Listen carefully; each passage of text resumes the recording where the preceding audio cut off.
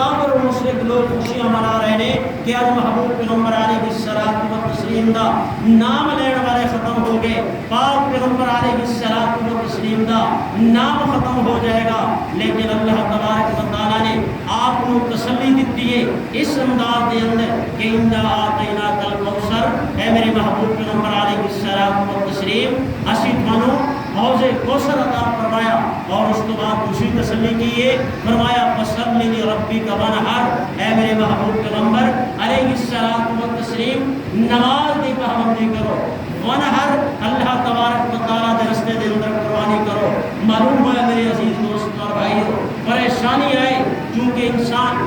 دنیا دے اندر رہ رہے اس نے مختلف قسم دیا پریشانی آ جاندیاں نے، تکلیفاں آ جاندیاں نے، جس وقت مسلمان ایمان والا اس بات کو سامنے رکھ کے رب دے حضور حاضر ہوئے گا، نماز ادا کرے گا اور اللہ تبارک و تعالیٰ دے رستے دے اندر صدقہ کرے گا، انشاءاللہ اللہ تبارک و تعالیٰ اس دیا تمام پریشانیاں ختم کر دے گا، اللہ تبارک و تعالیٰ اس دے ہر کام دے اندر آسانیاں پیدا فرما دے گا۔ کیوں کہ اللہ تبارک و تعالیٰ نے اپنے محبوب پیغمبر علیہ الصلوۃ والتسلیم نو اس بات تے تسلی دیتی ہے، اور آقا کریم صلی اللہ علیہ وسلم دے سامنے میرے عزیز دوست اور بھائیو اللہ تبارک و تعالیٰ نے اس بات کا اعلان فرمایا فصلی لربک وانحر، اے میرے محبوب پیغمبر علیہ الصلوۃ والتسلیم نماز دی پابندی کرو، اور اسی طریقے دے نال اللہ دے رستے دے اندر صدقہ کرو، اللہ دے رستے دے اندر قربانی کرو، اور تیسری بات ارشاد فرمائی ان شانئک ھو الابتر،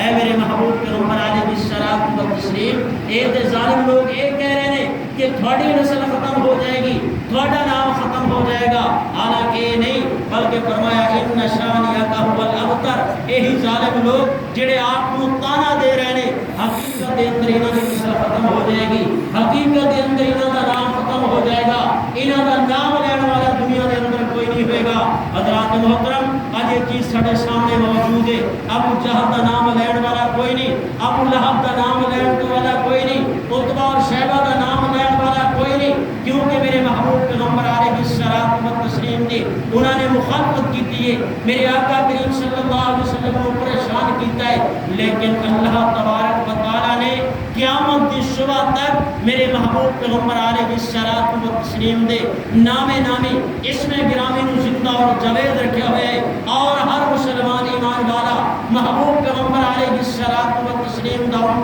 امتی پاک پیغمبر علیہ الصلوۃ والتسلیم دی عزت اور ناموس تے قربان ہون واسطے اور قربان ہون واسطے فخر محسوس کرتا ہے، اور پاک پیغمبر علیہ الصلوۃ والتسلیم دا نام اور نام